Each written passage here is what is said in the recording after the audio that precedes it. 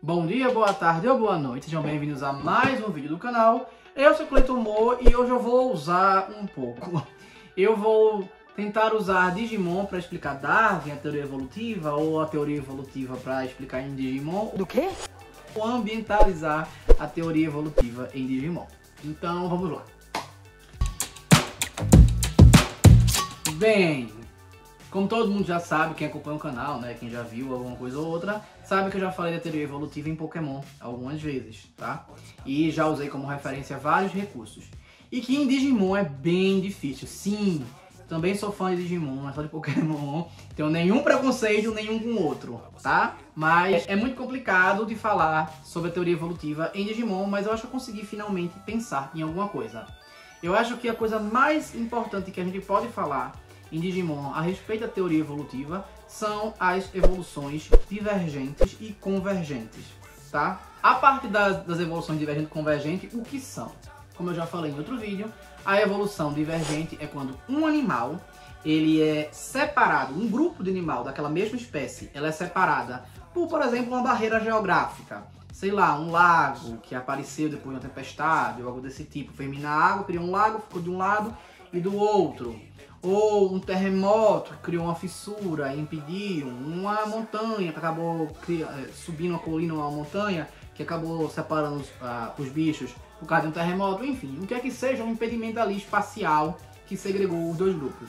Aos poucos, esse grupo vai sofrer seleções naturais diferentes desse. E aí essas espécies elas vão evoluir para espécies diferentes, tá? Podendo essa ser mantida, porque as características foram mantidas ao máximo, vamos dizer assim, essa se adaptando ou as duas se adaptando, gerando duas novas, né? Então tendo três, a original e duas novas, que é o mais comum, tá? E aí fazendo essa questão aqui. E isso aqui a gente chama de evolução divergente, que eles têm o mesmo ancestral, mas viraram duas espécies diferentes. E evolução convergente é quando a gente tem dois animais que não têm ancestrais próximos iguais, mas possuem características semelhantes, tá? Eles não são a mesma espécie, nem nada desse tipo, mas eles possuem características bem semelhantes. Tipo um dente, algum membro, alguma coisa, por exemplo, os clústeres dos tubarões e os pênis dos mamíferos, enfim, algumas semelhanças, algumas coisas assim que podem acontecer. E aí em Digimon isso é levado, talvez não seja levado em consideração. Now the world don't move to the beat of just one drum. A gente pode usar como uma lógica. E aí vamos começar a setorizar isso e eu vou chegar aonde eu quero. Primeiro, as classificações de Digimon, a gente tem Yunenki, que é o bebê. Depois Yunenki, que nível 2, que é o bebê nível 2. A gente tem aquele que é colado logo do ovo. Depois o segundo. Depois a gente tem Seichoki, que é o nível trainee, né? O Rookie, que é em inglês, né? Que é o nível de treinamento. Depois tem o Seijukuki, que é o campeão, né? Que é o nível em português adulto. Kanzentai, que é a forma perfeita. Aí essa eu já não sei como é que é falar, não lembro como é que é falado em inglês. E em português, quais são as diferenças? Aqui um é Ultimate, em português é perfeito, eu acho que é isso, eu não lembro agora. E a última, que é Kyukyukai, que tem Kyukyukai nível 1 e Kyukyukai nível 2, que é Mega 1 e Mega 2 pra gente em português, que eu acho que em inglês fica Ultimate 1, Ultimate nível Level 2, é uma coisa assim. E eles podem se bifurcar, né? Então o Digimon ele pode sair de um e ele pode virar outro Digimon. E esse Digimon pode só ter esse acesso ou pode ter outros. Eles podem se separar de várias formas. E existem vários tipos de evolução. A evolução simples, mas tem outros tipos de evolução, como a evolução por brasão, por exemplo. A evolução por Digiovo, Digimental em inglês. Os híbridos, Digievolução do DNA e por aí vai, cada uma delas. Então eu vou falar mais ou menos o que cada uma delas poderia usar como referência, tentando usar a teoria evolutiva para explicar essas questões.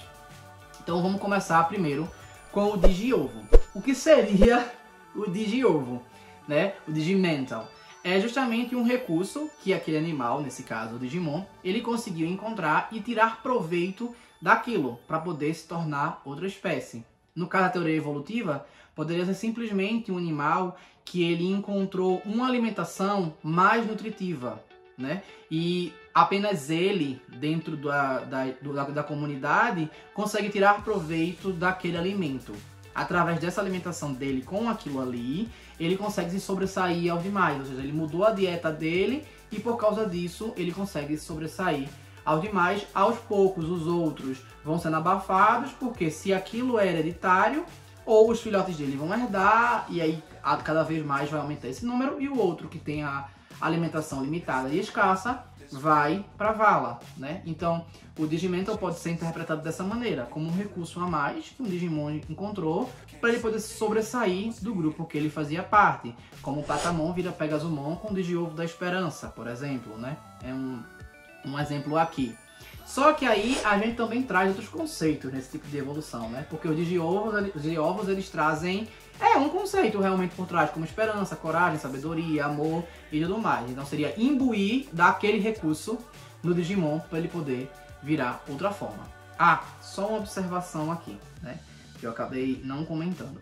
Digimon é uma franquia que iniciou com Tamagotchizinho, né? E eles foram feitos lá muito tempo atrás.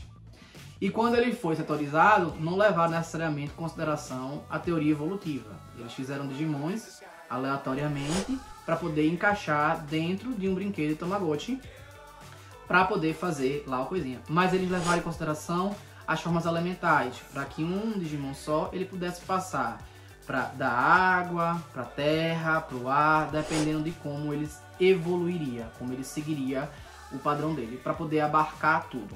E aos poucos, isso foi acontecendo de uma forma mais diferente, e eles levando em consideração os Digimons que fariam seja biológico, mitológico, ou qual conceito que seja, para poder seguir uma linha raciocínio ali, alternada, além da principal. Como, por exemplo, Ryomon, né, que ela evolui para Birdramon, que é basicamente uma fênix, né, do conceito mitológico, e ela segue a lógica mitológica até seu nível Mega, porque depois ela vira Garudamon, que é baseada em Garuda, da mitologia hindu, a ave de Rama, e depois ela vira Hoomon, que é uma ave da mitologia chinesa e japonesa. Então ela segue a linha principal dela mitológica, mas ela pode oscilar indo para outras linhas, né, fazendo uma bifurcação, né?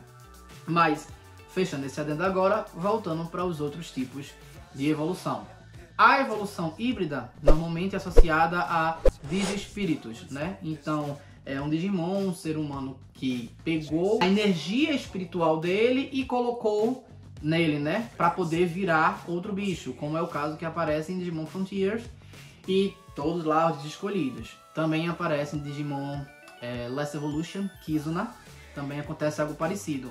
E a gente poderia até dizer que na Matrix Evolution do nível Mega, em Digimon 3, acontece também algo, Digimon Tamers, acontece algo parecido também.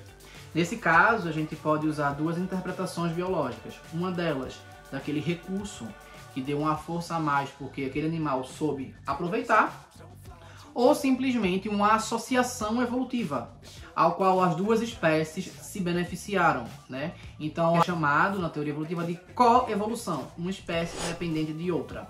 Seja, por exemplo, o pássaro palito e o crocodilo do Nilo, né? Que o pássaro palito se beneficia de alguma coisa ali, se alimentando dos restos do crocodilo, e o crocodilo evita alguns inconvenientes para ele. Ou, por exemplo, a borboleta da lua, da forma com que ela se alimenta, da flor especificamente. Então existem algumas coevoluções, entre animal, animal ou planta, planta, sabe? Então existe muito existem vários exemplos, né? Então, nesse caso da evolução de híbrido em Digimon, pode ser relacionada a essa forma. Ou podemos ir além e falarmos também do hibridismo, que acontece na vida real, como por exemplo, Taigon, né, que é tigre com leão, ligre, que é leão com tigre, só alternando qual é o macho, qual é a fêmea, né, o próprio burro, a mula, e nós seres humanos, né, somos exemplos de híbridos. O outro recurso é o brasão, e o brasão vai funcionar da mesma forma que o Digiovo, só que o Digiovo em Digimon, ele não traz só um conceito para o Digimon, não é só um recurso que ele tomou como vantagem, né? É também uma armadura em si. Enquanto o brasão ele passa na íntegra o conceito para o Digimon, para ele poder fazer a evolução. E o que a gente poderia comparar com a teoria evolutiva? Nesse caso, é quando um animal ele desenvolve uma característica que faz ele sobressair ao ambiente. Aí nessa não estou falando sobre alimentação, como eu falei no Digiovo, né? Nessa aqui eu estou falando sobre conseguir produzir mais espermatozoides, a fêmea conseguir produzir mais óvulos, ou aumentar de tamanho sem perder mobilidade, para que ele possa sobressair, aumentar a velocidade, ter melhor salto, ter uma visão melhor, ou uma audição melhor, alguma coisa desse tipo, esse tipo de adaptação que o animal vai sofrer uma mutação acumulativa e hereditária que vai dar vantagem para ele. Então também faria essa referência. E por último, tá? Inclusive, se estão gostando, curtam, comentem e compartilhem. Se inscrevam no canal também, por favor, e assistam outros vídeos. Eu não vou fazer mais vídeos sobre Digimon. O máximo que eu puder pensar aqui em contexto para fazer Digimon, vinculando com outras coisas, eu faço, tá? A última delas é a Digievolução DNA, que eu gosto muito, a Jogras Shinka, né? Em japonês. Essa aqui a gente pode associar também a uma coevolução, como eu citei ali no híbrido, né? A coevolução, nesse caso, comensalismo, mutualismo. Nesse caso, especificamente da digievolução do DNA, seria mutualismo, porque eles só alcançam um nível a mais se eles estiverem juntos. Isso vale, por exemplo, para Omegamon, Omnimon, né, em inglês. Vale para Sylphimon, Valkyriamon, por exemplo. Então, esses são exemplos, em Digimon, obviamente, que só são alcançados através da fusão de DNA, da junção de DNA. Enquanto que na vida real são mutualistas, né? Alguns exemplos de mutualismo. Ou seja, que uma espécie ela precisa da outra espécie para alguma coisa. Seja para servir de alimento para os filhotes se desenvolverem, para servir de ninho para os filhotes, ou seja para qualquer outra coisa que seja estritamente ligado à vida dela, ou seja, dependente. Ela é completamente dependente, como por exemplo os corais e as zooxantelas, tá? Então é isso, eu espero que tenham gostado, curtam, comentem, compartilhem, se inscrevam no canal e se não sabem o que escrever, escrevam Digimon World. E é isso, valeu!